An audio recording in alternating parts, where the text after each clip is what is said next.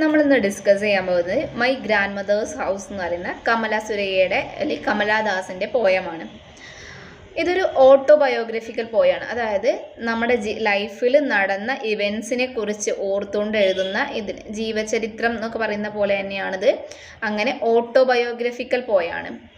പിന്നെ ഇതിനകത്ത് മെൻഷൻ ചെയ്തിരിക്കുന്നത് കമലാദാസിൻ്റെ ഗ്രാൻഡ് മദേഴ്സിൻ്റെ ലവ് ആൻഡ് കെയർ, ഈ രണ്ട് കാര്യങ്ങളെ ഭയങ്കരമായിട്ട് ഓർത്തെടുത്തുകൊണ്ടുള്ള പോയമാണ്.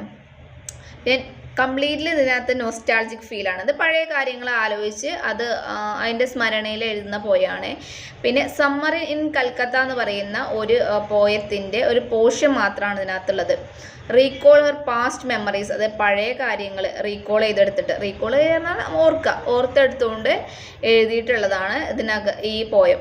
കമലാദാസ് ജനിച്ചത് 1934 മരിച്ചത് 2009 അമ്മ ബാലാമണിയമ്മയാണ്. ഇത്രയാണ് കമലാദാസിനെ കുറിച്ചും ഈ കവിതയെ കുറിച്ച് മെയിനായിട്ട് പറയുന്നത്. ഓട്ടോബയോഗ്രഫിക്കൽ ആണ്, നൊസ്റ്റാൾജിക് ഫീലാണ്, ഗ്രാൻഡ്മേൻ്റെ ലവും കെയറും ഓർത്തുകൊണ്ടുള്ള കവിതയാണ്. പിന്നെ റീകോൾ ചെയ്യാണ്, പാസ്റ്റ് മെമ്മറീസും കാര്യങ്ങളും റീകോൾ ചെയ്തെടുക്കുന്നുണ്ട് ഇതിനകത്ത്. ഇത്രയും